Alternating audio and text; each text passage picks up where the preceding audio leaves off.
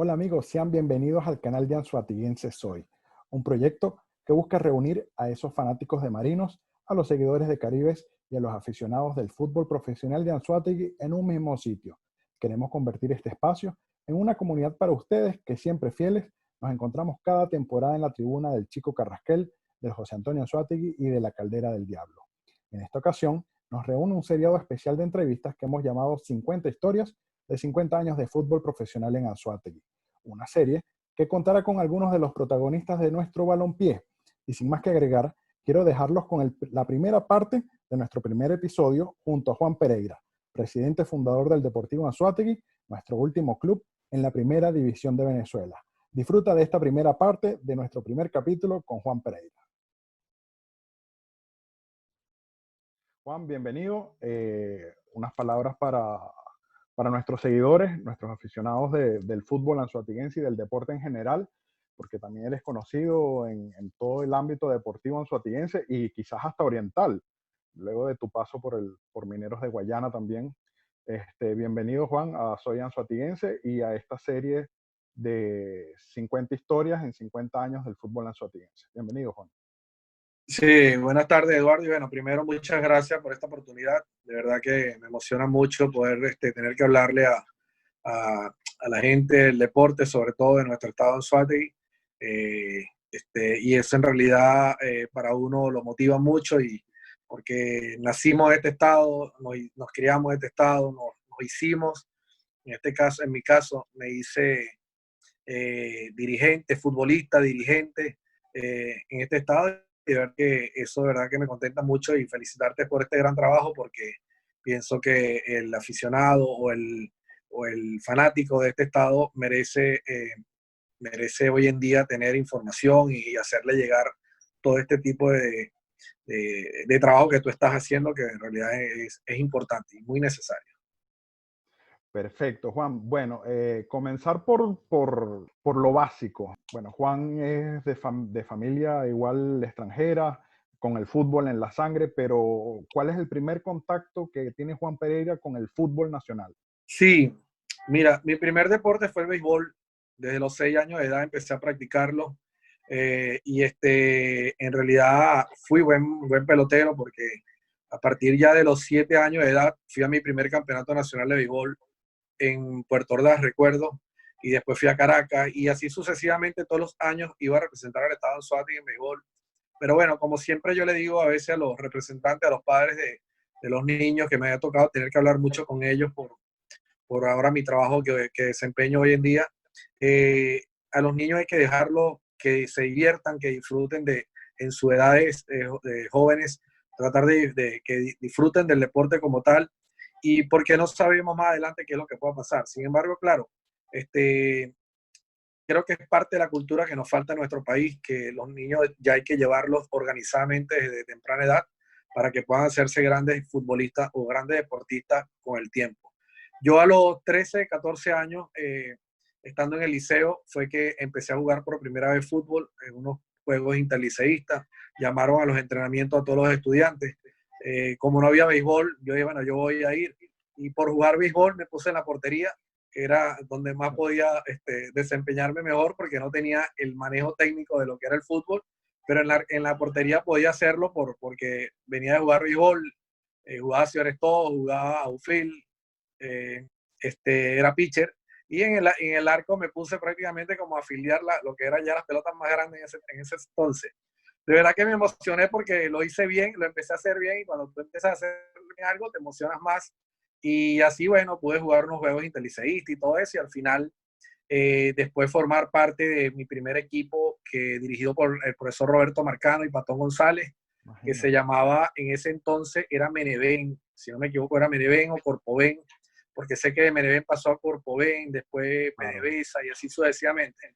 Y fue mi primer equipo prácticamente donde empecé a jugar ya lo que era infantil A, el campeonato estadal, y así sucesivamente, poco a poco me fui motivando tanto con el fútbol que dejé el béisbol, que eso me trajo un problema bastante grande con mi padre porque él me veía con mucho futuro en el béisbol, y aquel entonces, te estoy hablando hace 35 años atrás, exactamente, aproximadamente, el fútbol prácticamente en el estado y en el país no, no tenía sentido porque el futbolista tenía que trabajar para poder sufragar sus gastos de ir a los entrenamientos y todo eso.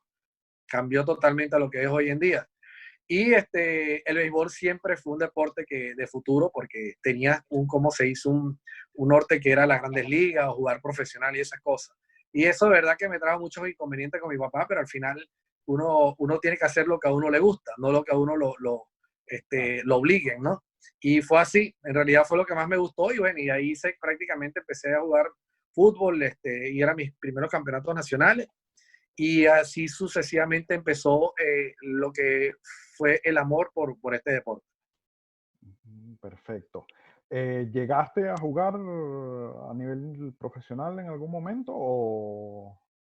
Te cuento, Claro. yo como empecé de temprana edad a jugar con el equipo de PDVSA en las categorías menores, en ese entonces yo jugaba, bueno, yo me gradué de bachiller, empecé a trabajar en un banco en ese momento y imagínate, yo compartía 3 cosas al día, que es algo que me ha tocado tener que transmitirle a los jugadores hoy en día, que sí se pueden hacer las cosas cuando uno tiene, se la, se la, Se las se propone. establece metas, ¿no? Claro.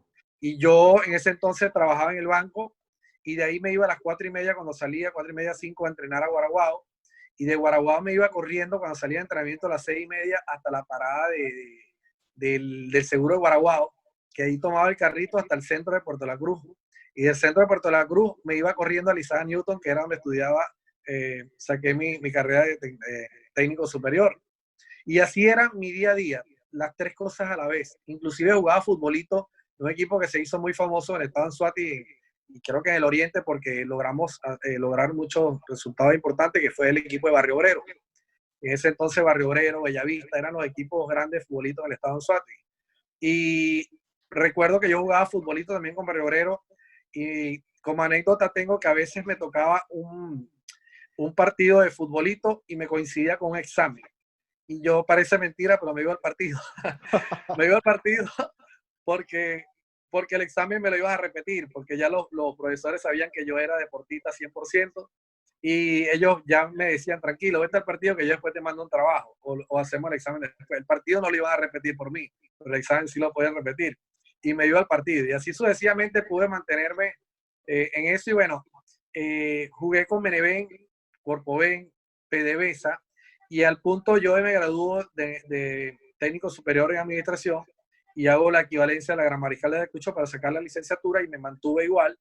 Y entonces cuando tenía 21, 22 años, en aquel tiempo, la industria petrolera empleaba a los mejores deportistas para que pudieran ir a los Juegos Petroleros, porque para ir a los Juegos Petroleros era una competencia importantísima. Claro. Estoy hablando que eran competencias entre Lagobén, Pequibén, Maravén, Islas, me recuerdo, la refinería Islas de Curazao, y cada quien empleaba a los mejores deportistas para poder llevar equipo, porque para ir a esos Juegos Petroleros tenía que ser empleado fijo, no podía ser contratado. Claro. Y tuve la suerte cuando tenía 21 años que había la posibilidad de emplear 3 futbolistas. Y emplearon en ese entonces a Ilvio Rivero, que no sé si te acuerdas, Ilvio Rivero, No. que jugó en el Anzoátegui profesional, él es de familia francesa, y el otro, si no me equivoco, fue Carlos Malavé, que era otro futbolista más de Oropesa Castillo, y yo, los 3, para poder ir a los Juegos Petroleros. Imagínate, yo cuando tenía 18 años, estaba en la selección de Anzoátegui y yo ya entrenaba con el profesional, con el Deportivo Anzoátegui, no, con el Anzoátegui Fútbol Club. En aquel entonces jugaba Rómulo Otero, que es el papá ahorita de Rómulo Otero, el colombiano que murió murió en su oportunidad. Jugaba Félix Gutiérrez, jugaba toda esa generación, ¿no? Hace bastantes años, sí. Y yo entrenaba ya con ellos. Pero si yo jugaba profesional no podía entrar a la industria petrolera porque tenía que elegir unas dos. Sin lugar a duda, entrar a trabajar a la industria petrolera era para uno un paso importantísimo. Y decidí por trabajar en la industria petrolera. Por eso fue que no jugué profesional. Creo que si hubiera seguido dedicado o no hubiera entrado a trabajar en la petrolera, creo que hubiera debutado en la profesional.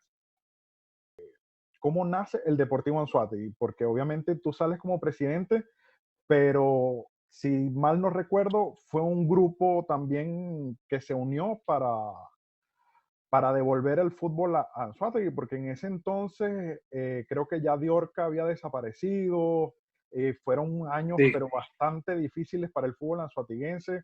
Ese comienzo del milenio en Anzoátegui fue bastante complicado. ¿Cómo nace el Deportivo Anzoátegui, Juan?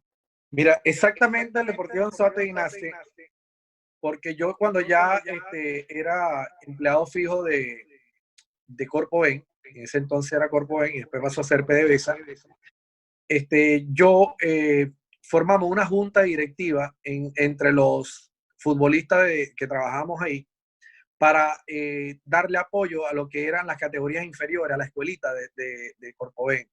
La escuelita era dirigida por Roberto Marcani y por Patón González. Y la directiva que formamos en la industria, ahí en lo que era Corpoven Puerto de la Cruz, en el edificio C de Guaraguao, era Carlos Castillo, que era un chileno, no sé si lo llegaste a conocer, Ilvio Rivero, y era yo. Prácticamente eran los tres que estuvimos al frente. En ese entonces pudimos inscribir al equipo en el campeonato nacional, interregional, no recuerdo en ese momento si era interregional o cómo se llamaba, pero era de la sub-17 y sub-20, que se jugaba a nivel nacional. Que me acuerdo que ahí, bueno, teníamos que jugar en Caracas, en Puerto Ordaz, teníamos que en Maturín. Era como lo que es el campeonato hoy en día de interregional de esa categoría. Y, nosotros en realidad nos encargábamos de buscar el apoyo y el patrocinio por la industria petrolera para que eso, para poder mantener esos equipos. En realidad, en ese momento había una generación súper interesante, que eran jugadores que venían jugando desde ya temprana edad, desde infantil A, que era el grupo de Felipe Parra, de José Luis Díaz, de Jansen Pérez, de Lisandro Altieri, de Giancarlos Díaz, de Giancarlos Brito, de Carlos Pereira. O sea, era un grupo de jugadores que venían ya de temprana edad. Sale la idea, en ese momento existía Diorca todavía. Diorca estaba en segunda división, pero Diorca tenía muchos años ya en segunda división tambaleando que sí, que no, que no, que sí. Y al final, al cabo, ya estos jugadores, cuando pasaron de la sub-20, prácticamente se perdían, se iban a perder, porque ya no había otro, el otro objetivo que había era jugar en Diorca. Y tú conoces, bueno, lo que era Diorca en ese momento. Diorca tenía su grupo de jugadores que también venían de hace muchos años jugando atrás juntos, con César Subero como técnico, y César Subero, el famoso mundano, y Claro. Venían desde temprana edad también jugando juntos y él mantuvo entre todas con las uñas también pudo. Me acuerdo que el dueño en ese momento y el apoyo era de Manuel García, si no me equivoco, de Diorca, el dueño de Diorca, y en realidad entre las uñas pudo subsistir por muchos años. Los jugadores estos que salían de la sub-20 prácticamente se quedaban sin equipo. Y yo en ese momento, yo me había ido de PDVSA. En ese momento habían ofrecido un paquete y te liquidaban doble. Yo decidí irme, tomar la decisión de irme, y eso fue en el año, si no me equivoco, en el año 99. En el año 99. Sí, el Deportivo fue fundado en el 2002. En el 99 yo me voy de PDVSA. Y en ese entonces, pues, empiezo a trabajar en Instituto de Deporte, en el IDEA. En el IDEA estaba en ese momento como director de deporte Víctor González. Y estaba un gran amigo mío que también se había ido a PDVSA, que era John Alexander, que era director de deporte en PDVSA. Y en ese entonces, bueno, yo empiezo a hablar con ellos, a explicar la situación del fútbol del Estado Anzoátegui, de que estos jugadores se estaban perdiendo, que había buscar la manera de formar un equipo que llevara el nombre del Estado, porque Diorca era Diorca, que llevara el nombre del Estado para tratar de recuperar lo que era el fútbol profesional en el Estado, que ya había desaparecido por la Anzoátegui Fútbol Club y todo. Y pude en realidad convencerlos de manera que me dieron todo el apoyo. Ahí es cuando yo empiezo. Me acuerdo que voy a una reunión en Caracas y fui con Miguel Gamardo, con Rubén, el difunto Rubén Darío Torres, Andrés y Humberto Tenía. Me acuerdo que éramos 5 que fuimos en ese carro y vinimos a una reunión en Caracas. Y ahí empezaron, pero prácticamente las primeras reuniones que se hicieron era con la situación de la Asociación de Fútbol del Estado Anzoátegui, que había entrado a problemas, pero es como tú dices, que hay cosas que de repente esto va a durar mucho tiempo, mucho para hablarlo, pero resumidamente, el Deportivo hubiera nacido en el 2001 el Deportivo no nace en el 2001 porque en ese momento el presidente de la asociación era César Subero. Y César Subero me negó, porque para ese momento, para poder entrar al campeonato nacional, tenía que llevar la autorización del presidente de la asociación. Y César Subero no me dio la autorización, de manera de que los jugadores que iban a entrar con el Deportivo Anzoátegui en ese entonces pudieran jugar muchos de ellos. Para él, entre esos estaba Gañi Barreto, que jugó para él. Y recuerdo que yo estaba en la idea y yo le dije, mira, que estás haciendo lo que no es. Y en realidad, en una discusión que tuvimos, le dije que yo, si la manera de entrar era por otra forma, bueno, lo iba a hacer. Y en realidad y bueno, y vinieron unas investigaciones y vinieron una serie de cosas con la asociación, que eso me llevó un año o año y medio de una pelea horrible, donde viajé por todo el estado de Anzoátegui y por los municipios, a reunirme con los presidentes de cada municipio del fútbol. Y bueno, y en ese entonces tú te das cuenta que se hizo, al final Esquivel dio su brazo a torcer porque él tenía el apoyo total de Esquivel. Y al final se aceptó la renuncia, bueno, vamos a llamarlo renuncia, pero él tuvo que salir de la asociación. Y al salir de la asociación, el año siguiente, el que queda en la asociación, que era Miguel Gamardo, es el que me da la autorización para que el Deportivo Anzoátegui pudiera entrar en el 2002. Hay dos, tres personas que me ayudaron mucho en este proyecto, que fue la difunta, la señora Mari Astudillo, la señora María Astudillo, el mismo Carlos Castillo, que trabajaba en PDVSA, el mismo Andrés Ruiz, Humberto Tenía. Fueron reuniones y reuniones hasta la madrugada en mi casa, haciendo el proyecto como tal del equipo. Y yo, por medio del Instituto de Deporte, conseguí el apoyo del transporte, conseguí el apoyo donde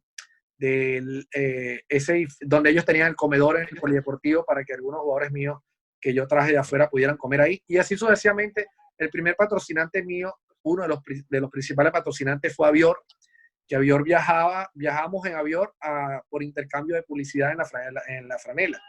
Y así sucesivamente creció. El primer año, en realidad, créeme, nunca me imaginé llegar a primera división. En realidad, el pensamiento mío era que estos muchachos tuvieran la oportunidad de estar en un equipo organizado, en un equipo que llevara el nombre del Estado, en que ellos se pudieran mostrar a nivel nacional y después pudieran ir a un Caracas Fútbol Club, a un Táchira, a esos equipos. Pero créeme que el primer año, los resultados del primer año y el apoyo de la afición me comprometió de manera que yo dije, oh, yo pensé ya que esto no era un juego. Yo dije, no, mira, aquí la gente, porque te acuerdas que en ese primer año, en el 2002, metíamos 10.000 personas en el estadio de Tribuna de Aluminio. Esa tribuna de aluminio se llenaba de manera que la gente tenía que tomar el lado de la tribuna de cemento, que era donde pegaba el sol fuerte.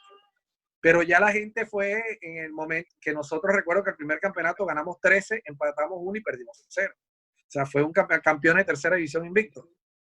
Claro, Y en Juan. ese momento ya Y la por lo gente menos pedía. ese año que ganas la tercera división de manera invicta en tu primer año como dirigente, yo me imagino que, claro, como dirigente te estabas haciendo un trabajo que obviamente nunca antes habías hecho, pues, o sea, tenías que ir Para nada. viendo cómo ir haciendo las logísticas, todo ese tipo de cosas, porque además yo también soy testigo del trabajo que tú hacías, porque en mis primeros años de periodista siempre te recuerdo en el idea detrás de todo, Claro, mira, voy a fichar no sé quién, o este fin de claro, semana viajamos a claro. tal lado para que nos saquen una notica.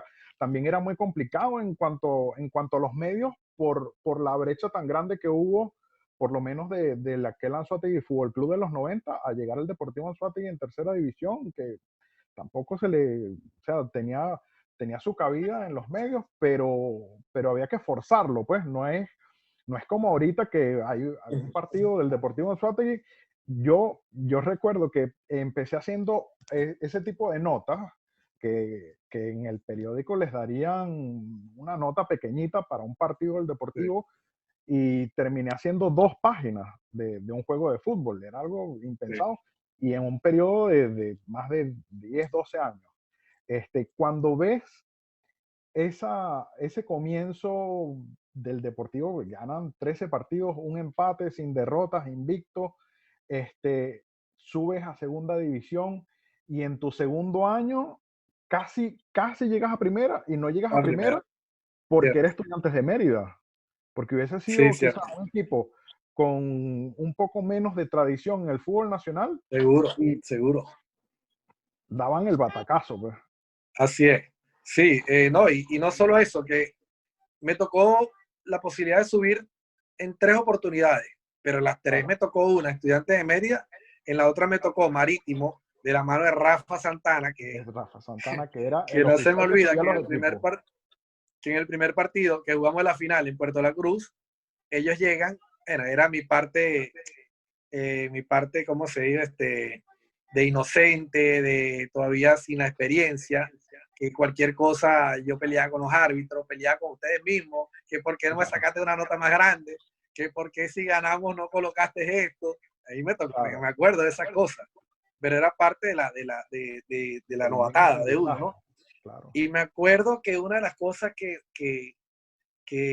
nunca se me olvida esa final, perdemos en Puerto Rico 1-0 con gol de Higley Castillo, de ellos. Luis Y Castillo, claro. recuerdo que ellos llegaron ese día en el autobús, que había una línea de transporte que era patrocinante de la Vinotinto. No recuerdo la línea, pero el autobús tenía la foto que decía la Vinotinto y decía FBF. Y Marítimo se vino en ese autobús y metieron el autobús en la parte de adentro la parte de adentro del estacionamiento que se veía. Y yo cuando llego, yo ya imagínate, a mí se me metió ya en la cabeza desde que ya venían con el árbitro arreglado, que venían con el apoyo de la federación, que la federación le prestó el autobús, porque eso fue una pelea. Me acuerdo que llamé a Esquivel, que cómo le van a prestar el autobús a esta gente, que esto, y era mentira. Ellos alquilaron ese autobús, lo que pasa es que ese autobús tenía la foto de la Vinotinto, porque sabe que la Vinotinto era un boom siempre en ese momento. Y bueno, perdimos una serie, después nos tocó perder en Caracas, no, empatamos 2-2 2-2. y de milagro, porque bueno, nos quitaron el partido prácticamente, creo que hubo un autogol de Jaley, me acuerdo, y Jaley, algo así en el Morenito. Sí, así, Y así, así así Jaley, un autogol de Jaley. Y bueno, quedamos 2-2 y quedamos afuera. Y después Rafa Santana vende ese equipo, cuando sube a primera, se lo vende al alcalde de Maracaibo, de Martino. Y ellos tenían el One. Y en ese momento, ese equipo marítimo pasó a llamarse Ital Maracaibo. ¿Te acuerdas? El Ital Maracaibo. Ital Maracaibo era el marítimo. Y Rafa vende el equipo y resulta que pasa a dirigir el año siguiente al Aragua. Y me En toca jugar segunda también también, contra el claro. Aragua a la final y me vuelve a ganar Rafa Santana. Pero es que era imposible ganarle a Rafa, porque Rafa Sí, era un zorro viejo, pues. Tipo que tenía muchos años en esto se la sabía y todas, por supuesto. me acuerdo que en Maracay nos expulsan a 2 jugadores. Me expulsan a Félix Hernández, el gato, ¿te acuerdas de Félix Hernández? Sí, Y sí. expulsan a Richard Gutiérrez, el de Cumaná. A esos 2 jugadores y con 2 jugadores menos. O sea, era complicado, no era fácil ascender. Total que bueno, en ese año que cuando somos campeones, el compromiso crece porque ya los periodistas, ya la afición, lo que te pedía, vamos para primera. Y yo decía entre mí, mira, ¿en qué problema me metí yo? Y ¿Sabes lo que es menos ir de a primer primera? año No en me imaginaba. segunda. Es que no me imaginaba. Yo en primera se necesita mucho dinero, se necesita una Claro, estructura importante. O sea, yo no tenía esa estructura como tal posibilidad. Claro, ya para segunda, me acuerdo que ese primer año el equipo había que reforzarlo, porque acuérdate que los equipos de segunda ya tenían importados. Nosotros en primera, en tercera, fuimos campeones sin jugadores extranjeros ni nada, eran puros jugadores del Estado. Pero ya para mi primer año en segunda, yo me traigo de técnico, mi primer técnico, me traigo a René Torres, ¿te acuerdas? A claro. René Torres. Es el primer técnico que yo, no, para ver, sí, René Torres, el primer técnico en segunda. Y después de René, si no me equivoco, vino La Nata. Llega la nata. No, mi primer técnico en aspirante, en tercera, era Rabel. Claro, el gordo. Yo el año 2001 entrené, hice pretemporada con Rabel, pero cuando vino el problema que no pudimos entrar, Rabel se fue. Después yo me lo vuelvo a traer. Y después de una pretemporada de 3 meses, en el primer viaje que era para Maracay, cuando vamos en el camino, hay una pelea entre Rabel y yo. Peleamos el autobús y yo lo bajo del autobús. Porque él quería que el equipo cenara en el Club Uruguayo de Caracas. Yo le dije que no, porque ya íbamos a comer en un restaurante. Y entonces no, que sí quiero, que no quiero, que sí quiero, que discutimos. Y hasta el punto que, bueno, íbamos por Puerto Píritu. Lo bajé en Puerto Píritu, en el peaje. te bajas de aquí y te Bueno, por lo pegas menos en la el vía. estado. No debutó. Quien dirigió ese partido fue Félix Gutiérrez, que era su asistente. Y Félix Claro, Gutiérrez se queda como técnico y es campeón. y es Y campeón. después yo en segunda me traigo a René Torres, me empecé a traer a jugadores como Johnny Carneiro, como Patón González, que estaba en el UAN, como Félix Hernández, después vino de Félix. Pero bueno, una serie, Luis Belicea, También ¿te acuerdas? te trajiste a José David, A José que David. fue al Me final traje el caballo a de hierro de Gustavo ese equipo, Cortina. a Gustavo Gustavo Cortina, Cortina. el portero. Claro, Manuel Limayo vino también. El sí, portero Manuel Limayo, que era de Caracas, prestado. al Que era el defensor que era de Catire. la selección de Venezuela, el portugués, de portuguesa, A Wilfredo Alvarado. Wilfredo Wilfredo Alvarado. Alvarado, que eso No fue vale. un Un batacazo boom. en Anzoátegui.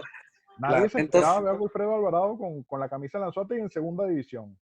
el negro Segura, ¿te acuerdas? El colombiano. Claro, claro. Este, era cómico el negro Segura. Bueno, y así como esos grandes jugadores. Y porque ya el compromiso ya era subir a primera, imagínate eso.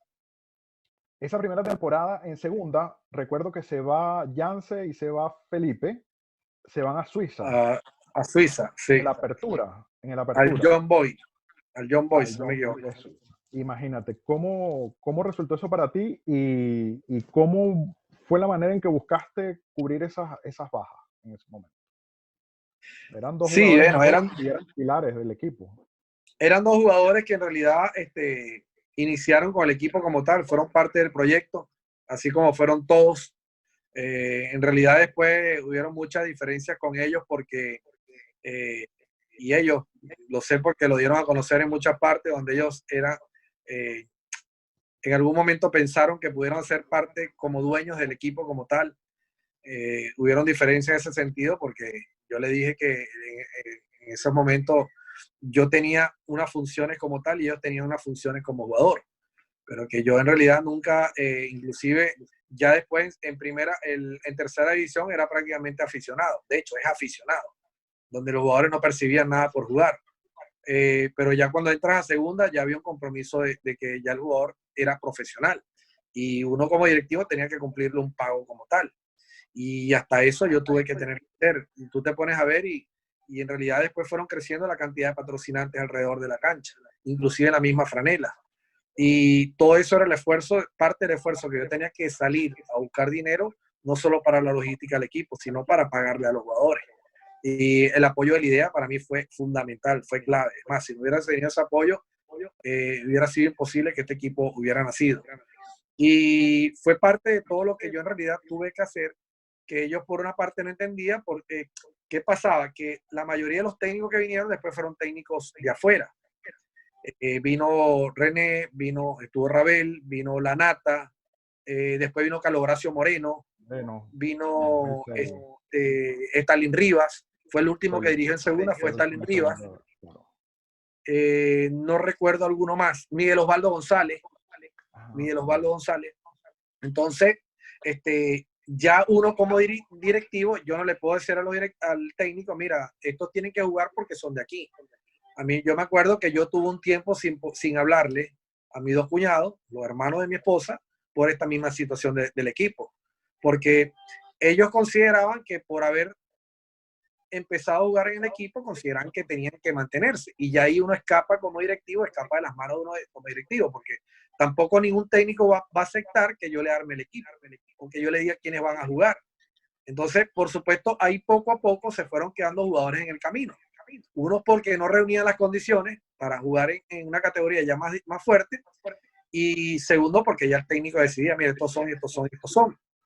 No estaba de acuerdo que ellos consideraban que ellos tenían que ser dueños del equipo por haber empezado en el equipo como tal. Es como que cualquier equipo que se funda, que inicia, los jugadores que inician ese primer año no pueden ser parte, como ser fundadores del equipo como tal. Que ellos fueron parte de la idea, sí es verdad, pero al cambio también, esto era una vitrina para ellos y ellos recibieron un ingreso económico por jugar, no lo hicieron gratis. Recuerdo que un partido que estaba full, el estadio, que estaban a punto de cerrar la cerca, o sea, full la tribuna de aluminio, no había manera de entrar más a la tribuna de aluminio porque esa tribuna de aluminio se llenaba de manera que más de una vez nos asustamos que se podía hasta caer. porque era muy, muy inestable. Era algo que, me acuerdo cuando todos empezaban a darle golpe a la tribuna, que eso sonaba, se escuchaba durísimo. No. Entonces, claro, y es muy entonces, distinto ¿qué porque por lo pasa? menos la que estaba, que es la misma que está ahorita en el Estadio Claro, Salvador de la Plaza, pero obviamente claro, tiene unas bases mucho más sólidas. Claro, una diferente, tribuna de aluminio diferente. obviamente no se iba a oxidar, pero las bases sí, y esas eran puras No, bases claro, de hierro. Yo siempre recuerdo así es. ese estadio viejo y era terrible, de No, verdad. claro. Yo te voy a ser sincero y no me da pena decirlo, pero mucha gente no sabe que yo tuve durante 3 meses viviendo en mi casa 3 jugadores que no tenía dónde meter y los tuve en mi casa, y te estoy hablando de mi casa con mi familia, con mi esposa y con mi hija. Tuve 3 jugadores durante 3 meses viviendo ahí. Fueron Eliezer Martínez, ¿te acuerdas de Eliezer Martínez? Que era de Aragua, Barcelona. Aarón Plaza, que yo me lo traje de Barinas, delantero, y el otro era, no recuerdo, pero eran 3.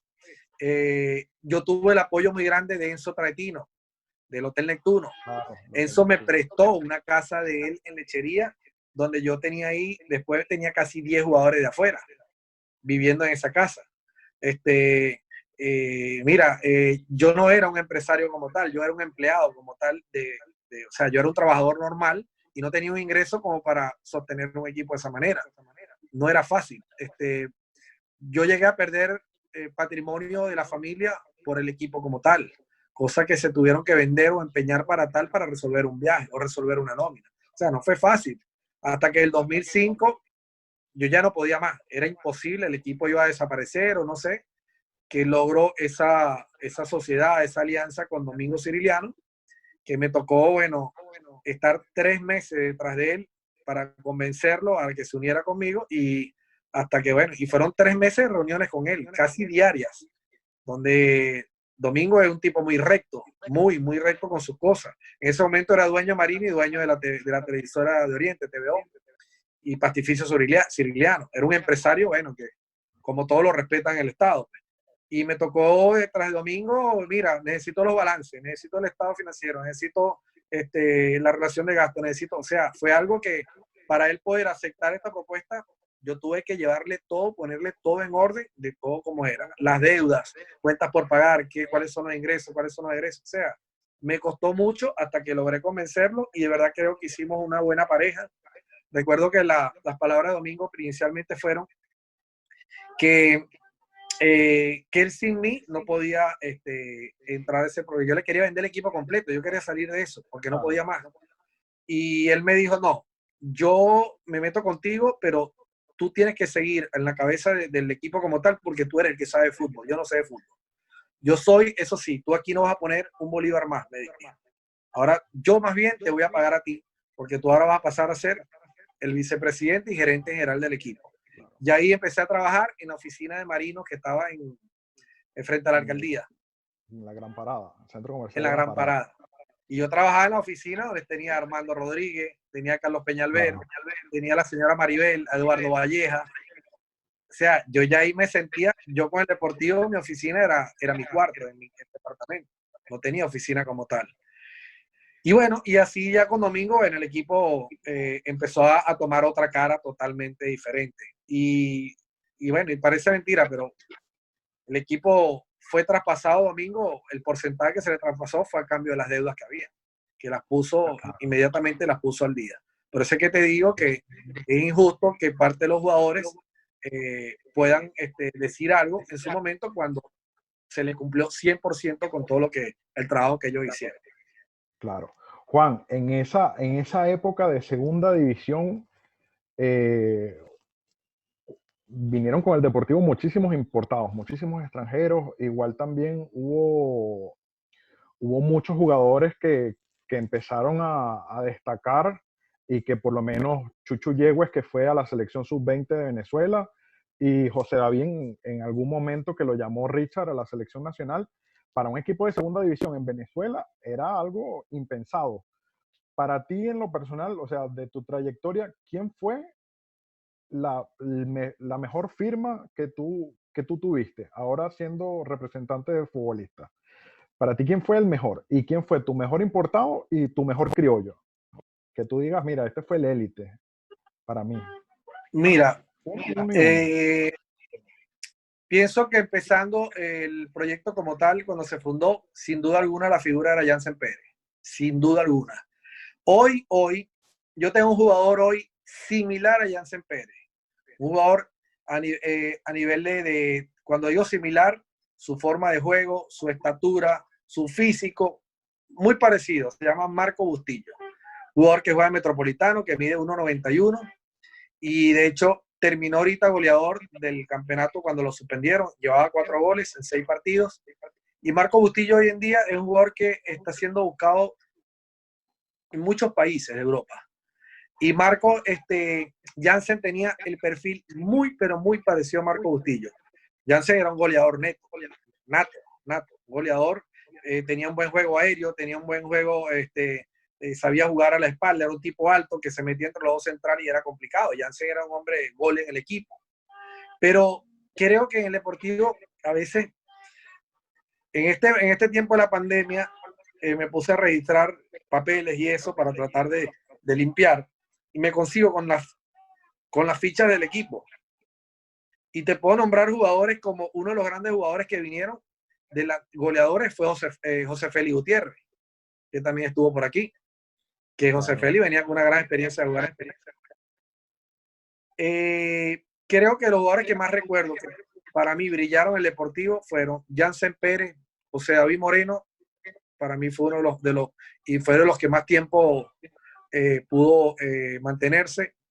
Yegües, que sorprendió a muchos con su debut y desde que debutó como a los 16 años de edad, recuerdo, y me acuerdo que fue un sábado, iba a jugar Carlos Pereira, que era lateral izquierdo, y Carlos creo que se lesionó o creo que nos llevó no, el acta de la federación donde estaba suspendido. Y yo me acuerdo que estoy con Miguel Osvaldo González, creo que fue el que lo puso a debutar. Yo le digo, Miguel, ¿y por qué no te la juegas con este chamo? Yo, coño, que era muy chamo y tal, y bueno, pero es el único zurdo que tiene que poder jugar ahí. En una conversación que tuvimos el día sábado. Y después le digo, coño, me la voy a jugar con él. Y recuerdo que el domingo fue el mejor jugador del partido. Y de ahí se quedó prácticamente, se quedó en ese puesto. Pero de los criollos, claro, lo que pasa es que no sé si comparar los criollos que empezaron a los criollos que vinieron. Porque para mí fue una gran experiencia, un espectáculo ver jugar a Félix Hernández. A mí me encantaba cómo jugaba Félix Hernández. Las cosas, era magia lo que hacía con la pelota Félix. Me ayudó mucho fuera y dentro de la cancha, parece mentira. Pero Félix Hernández fue uno de los buenos jugadores que vino. Luis Belicea fue uno de los grandes jugadores también que vino. Decirte cuál fue el mejor jugador que vino al Deportivo. Está difícil la pregunta. Para mí está difícil porque de los extranjeros creo que dio 100% el Aguirre, el central, Armando Aguirre, ¿te acuerdas? Que muchos me dijeron, ¿cómo va a traer ese viejo? Que ese viejo, que ese viejo, que ese viejo. Los primeros años, él tuvo los primeros ¿Te 2 años acuerdas? en segunda. Sí. Algo así. Pero Aguirre en su momento cumplió mucho también con su trabajo. Y de verdad que, mira, esos creo que son los jugadores que más se me pudieran venir a la mente. De verdad, verdad. Pero imagínate, y Samir. Baloyes, imagínate. ¿Cómo no nombrar a Baloyes? Mi hijo que mi hijo. Baloyes. Claro, Baloyes fue Baloyes. un... Sin duda. Nadie lo Para mí cree, fue o sea, no lo quiso el mejor Monagas en extranjero. primera. Sí. ¿Cómo te traes a Samir de Monagas? Porque en Monagas llega Monagas. Y cuando llega a Anzoátegui tampoco o sea, no lo ubicaban mucho. Y después de la primera temporada, impresionante. Baloyes él llega a Monagas con 17 años de edad y juega por un contrato de una temporada. En el torneo de apertura él marca 4 goles con Monagas. Y me llama el gerente de Monagas, de acuerdo, y me dice que si yo quiero contar con Baloyes, que él me lo prestaba y que él le seguía pagando el sueldo a cambio de nada. Y yo, bueno, dámelo, como si no lo voy a pagar yo, dámelo. Porque ellos tenían los cupos extranjeros completos con Baloyes, pero querían llevar un colombiano pequeñito, fuerte él, no recuerdo el nombre, que hizo como 20 goles en Monagas. Y ellos para poder traer, ellos tenían un convenio con el Deportivo Cali y el Deportivo Cali le estaba mandando ese jugador, pero para poder ellos darle cabida a ese jugador tenían que salir de Baloyes. Y ellos me lo ofrecen a mí. Y yo me traigo a Baloyes ese primer año, ya cuando llegó al Deportivo tenía 18 años. Y lo traje porque en realidad era eso, no me costaba nada, me costaba solo su logística aquí. Y Baloyes al final terminó siendo el goleador de las categorías de segunda, el goleador histórico del Deportivo Anzoátegui. Sin duda alguna fue la figura porque todos los años era inesperada. Me acuerdo que no se hizo, y él y yo, te digo, Baloyes y yo tenemos una relación muy cercana porque, imagínate, desde los 18 años lo tuve, después lo representé y prácticamente después me tocó tener que retirarlo también el fútbol en Venezuela porque ya tiene 2 años que no juega en Venezuela y creo que ya difícilmente pueda regresar. Pues, bueno, no sabemos, pero creo que ya no pueda regresar. Pero de verdad que no, inolvidable. Baloyes para mí es el mejor extranjero que tuvo el Deportivo Anzoátegui lejos. Ya. Mira, cuando ya traspasas el equipo a Domingo Sirigliano, esa es la misma temporada ya 2006-2007, que comienzan ganando el Apertura No, contra... 2005-2006. Yo, mi sociedad con Domingo empieza en el 2005. Ok, empezó. Que Pero ese somos año fue... campeones en Caracas. Ya va. Pero, O no, campeones en Caracas 2006-2007, tienes fueron razón. en el Apertura del 2006. Con Y el Carlos Clausura Horacio, con Carlos 2007 Horacio de con Carlos técnico. Horacio Moreno, por Que le supuesto. ganamos a Llaneros 2-1. 2-1. Yo hice ese partido en el Brigio Viriarte. Recuerdo Goles de bien. Pablo Gomí y de David Moreno. Y David Moreno. Siempre recuerdo porque compartía casi que cada año me recordaba el Facebook que yo había publicado la alineación que tenía de ese equipo, a ver si alguien la pegaba, pero siempre había uno que se recordaba de esa final. Fue una final bien rara porque en ese entonces las finales se jugaban ida y vuelta. Y ese año se decidió para ese torneo jugarlo en una Cierto. sede neutral. Se jugó en el Brigio Viriarte contra Llaneros de Guanare y fue un partido raro. Por televisión, ¿te acuerdas? Por Sí, televisión por nacional. televisión, ¿verdad que sí? Por televisión nacional. Eso sí no lo recordaba. Claro. Claro, Juan, cuando ya viene domingo, era una época también extraña en Anzoátegui porque se empezaba a hablar de Anzoátegui como sede de la Copa América ya en ese año 2006, 2005-2006, más o menos. Ya Sí. se empezaba a hablar, ya se había promocionado incluso el Estado de Anzoátegui como una de las posibles sedes por la capacidad hotelera, pero no por la capacidad de su estadio. Obviamente, también empieza a surgir todo eso. ¿Cómo manejas tú? Bueno, ya no estabas directamente como presidente del Deportivo, pero igual tenías un cargo importante. ¿Y cómo se hace toda esa logística, que era lo que habíamos conversado fuera de cámaras, para llevar al equipo a jugar al Estadio Chico Carrascal mientras se construye el estadio nuevo? Mira, te cuento que parece mentira, pero son historias que no se saben, pero me las he guardado siempre, pero yo me siento que en ese momento fui como esos héroes anónimos. Y te voy a echar el cuento porque antes de empezar este tema, cuando me hablaba de los extranjeros, Pablo Gomis para mí fueron los mejores extranjeros que vino al equipo. Y un tipo ejemplar en el equipo. Defensa central, fue capitán del equipo. Y él y Samir Baloyes para mí fueron los mejores extranjeros que vinieron al equipo, pero lejos. Cuento, yo en ese entonces trabajaba en el IDEA. Y yo recuerdo cuando se están postulando las sedes para la Copa América, Anzoátegui pintaba en Oriente por lo que era por el turismo. Porque Monagas como tal tenía su equipo en primera. Mineros tenía su equipo en primera, pero Anzoátegui no tenía equipo en primera. Y ese era un punto en contra que teníamos muy grande.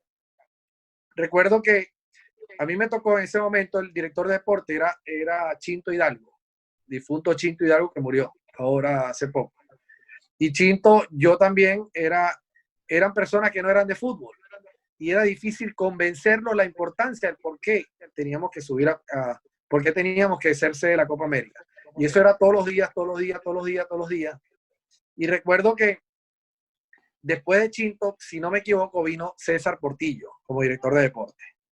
Y César Portillo menos era de fútbol. Y hablarle a César de eso era prácticamente no pararme. Hasta que yo recuerdo, entre tanto tiempo que pasó para poder postularse, había que presentar un proyecto, había que presentar una carta donde tú te postulabas, donde pedías de buena fe, donde decías que de lo que tenías en el estado, todas esas cosas. Y en realidad no pasaba nada. Recuerdo que un sábado leo en las redes sociales, o alguien me llamó, no recuerdo, que me decía, mira,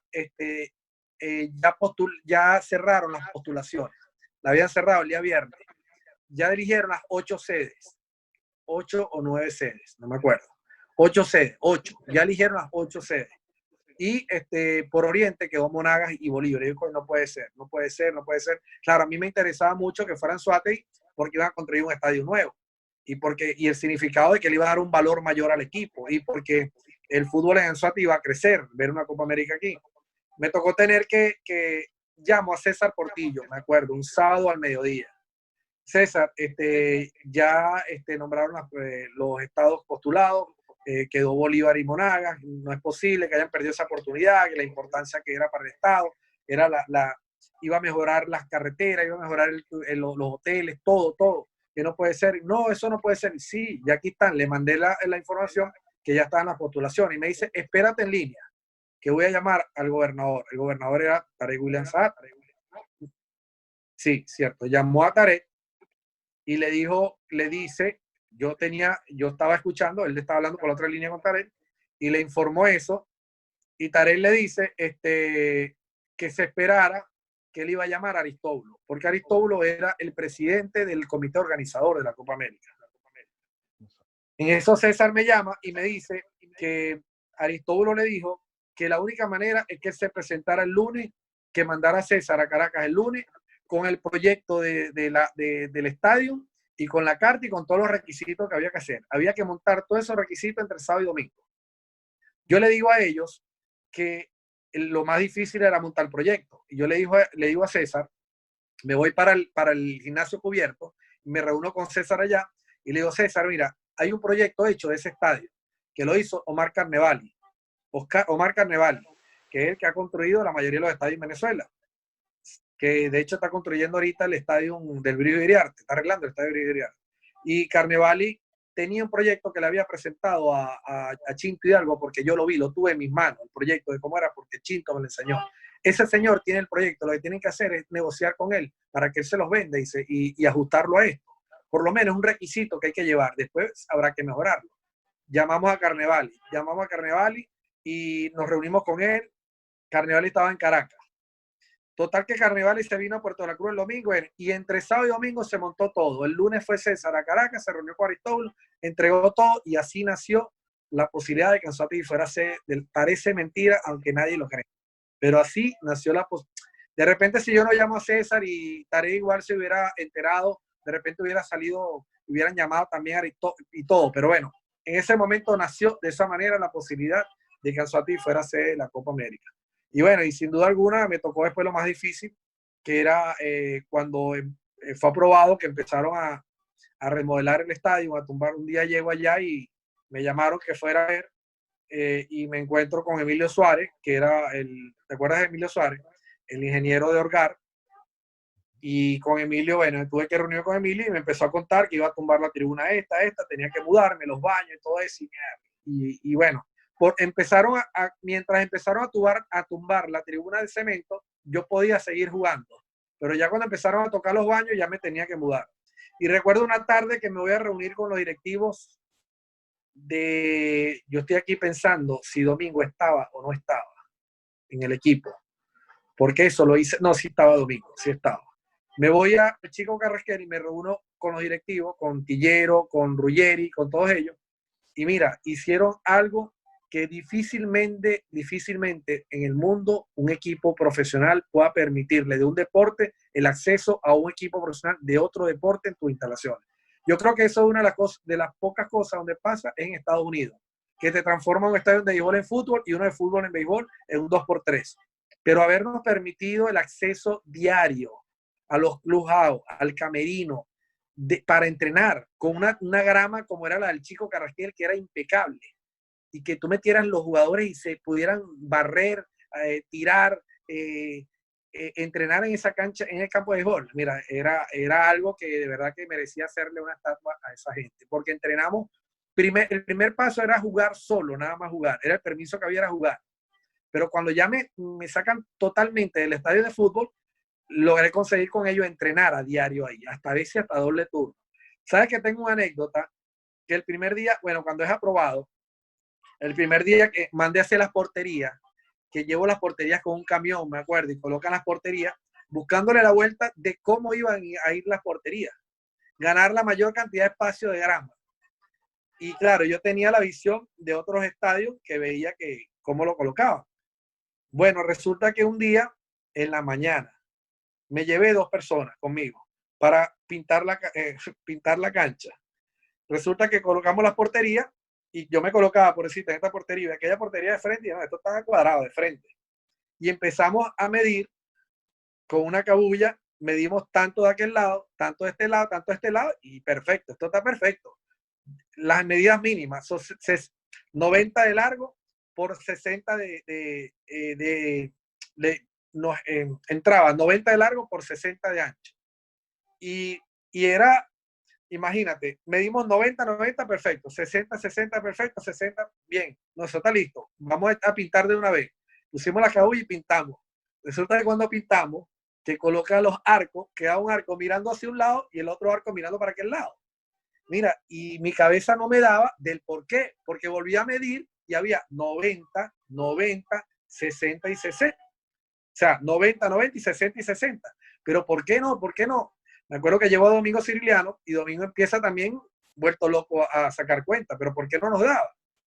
Bueno, definitivamente había que buscar ¿cómo se llama? Los que miden, que te colocan, un topógrafo era, que te colocan, claro, porque si después tú agarras un papel y tú puedes hacer esto así, por aquí tienes 90, por aquí tienes 90, y aquí puedes tener 60 y 60, pero te queda así. Y resulta que la cancha, después que la habíamos pintado, quedó mala. Imagínate tener que borrar esa pintura que no era cal, era pintura blanca. Y volver a pintar la cancha era un problema con la gente de Caribe. Tuvimos que pintar la primera que hicimos con pintura verde del color de la grama. Y eso duró, créeme que duró no menos de un mes y algo, 2 meses, para que se pudiera borrar eso, porque me quedó esa marca. Pero fue una anécdota que me quedó a mí de que pintamos la cancha y después los arcos no nos quedaban frente con frente. Y de verdad que mira, te soy sincero que fueron gratos recuerdos haber jugado en el Chico Carrasquel. Recuerdo, no sé si acuerdas tú, que jugamos un martes, un partido Copa PDVSA y llevamos a los tres dueños. Los 3 dueños. Claro, con este equipo, con Iberoamericano de Puerto Ordaz. Y ver que le ganamos. El paso fue un 3-0, partidazo, un 3-2. 3-2. 3-2. Johnny Carneiro jugaba con ellos. 2-0 y le remontaron. Claro. Impresionante. Con Baloye. Me acuerdo que Baloye hizo 2 golazos. 2 golazos. Y yo recuerdo, mira, ese estadio estaba a reventar ese día. A reventar. Que yo recuerdo, y todo era, por supuesto, por el grupo, porque el grupo que llevaba gente muchísimo en ese momento. Claro. Entonces, yo me acuerdo que cuando termina el partido, que ellos van a empezar a cantar, yo me acerco ¿te acuerdas la cerca que estaba del lado del Rey Field, que daba con la portería ahí, de la línea del Rey Field? Y yo veo a la gente que está empezando a mover la cerca, porque se querían meter en la cancha, porque querían ver el grupo de cerca, no de la tribuna. Y yo me la acerco y empiezan la gente y yo veo cuando me acerco la cantidad de gente que empieza a mover la cerca, y yo no, esto va. Y yo tratando de calmarlo, era imposible. Yo dije, no, yo me voy aquí porque me van a matar.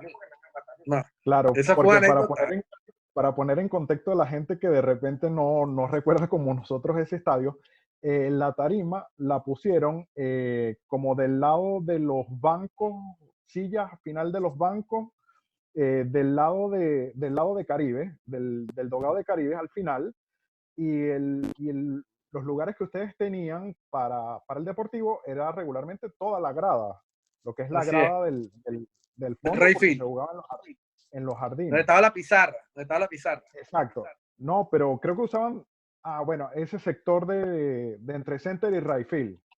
Claro, Y claro, estaba a reventar. Y claro, tener la totalmente. tarima del otro lado, la gente se quería pasar al campo para Así estar es. más cerca y fue, de verdad que fue, fue un problema. Siempre me acuerdo de esos partidos del Chico Carrasquel por mi gran amigo Manuel González, el primer Manuel, jefe de prensa del Deportivo Anzoátegui. Y mira, claro, siempre claro. lo recuerdo con mucho cariño porque era mi pupilo.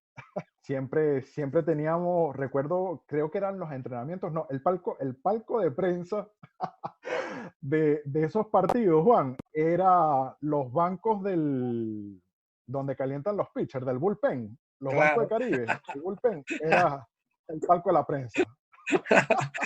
Es más, ¿te Fue una acuerdas? época, Que, fue una época muy divertida esa del que- Chico Carrasquel, para mira, todos. que parte del pitching play donde lanzaba el pitcher estaba dentro del campo de juego. Dentro Exacto. y yo Y recuerdo había una, que cuando pasaba por ahí más de uno se llegó a caer porque sentía el morrito. el morrito, sí. Y no, Hoy, jugar en hoy el por lo Chico menos Carrasquel, una banda ya daba con el infield y era arena. En ese entonces sí, daba arena. era grama natural y también mucha gente evitaba ese sector de la cancha por eso mismo, pues. Total, no era fácil. Entonces, Pero del sí, otro en lado esa estaba época, perfecto. Tú perfecta. sabes, Y era una tú grama sabes, espectacular para jugar al fútbol. Eduardo, nosotros jugamos un partido que si no me equivoco, dimos 4-1 ahí en el Chico Carrasquel contra el Caracas Fútbol Club, que el Caracas se vino con toda su figura. Y yo me acuerdo que en ese entonces el Caracas vino con Lobito Guerra, con Ronald Vargas, Ronald Vargas Roberto y Joseph Rosales, Martínez, porque también hizo Rosales, gol. porque todos Y ellos era jugaban en la categoría en el, filial en del el Caracas Caracas. B. En el Caracas B. Correcto.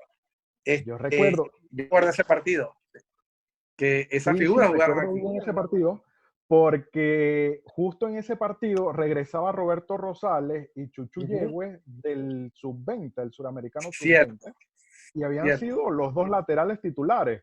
Entonces recuerdo que yo fui para hacer un trabajo con los dos, que aprovechar que estaba Roberto y que estaba Chuchu Yegües en ese entonces. Y jugó Lobito Guerra, pero fueron goles creo que de Ronald y Joseph Martínez, anotaron Así esos es. partidos. Claro, me acuerdo. Imagínate tú la calidad que tenía Caracas en el filial. Tú sabes que los carros que podían ingresar eran los carros de los jugadores o de los directivos. Los que podían ingresar al estacionamiento interno dentro del estadio. Ahí. Un partido contra Lara. Yo llego al estadio y cuando llego me dice, el técnico era el difunto Carlos Horacio Moreno. Se me acerca y me dice, Juan, necesito que Domingo me saque el carro donde lo tiene parado. Domingo Ciriliano. Y yo, ¿por qué? Porque ese es mi puesto y por cábala, si no me saca el carro de ahí vamos a perder. Y ese es el puesto, porque Carlos Horacio era demasiado con las cábalas, demasiado. Él y Carlos Maldonado, uff, tengo anécdotas increíbles de los dos. Yo pues tuve a Carlos Maldonado de técnico en Minero y Carlos Horacio, increíble, me dice que le tenía que decir a Domingo que sacara el carro. ¿Cómo le digo yo a Domingo que saque el carro? Yo le dije, Domingo está sentado arriba. Domingo estaba en ese momento sentado en una de las cabinas de aire acondicionado arriba, donde se sentaban los directivos de Caribe, porque era muy temprano, eran como las 3, 2 y media de la tarde, el partido era a las 4.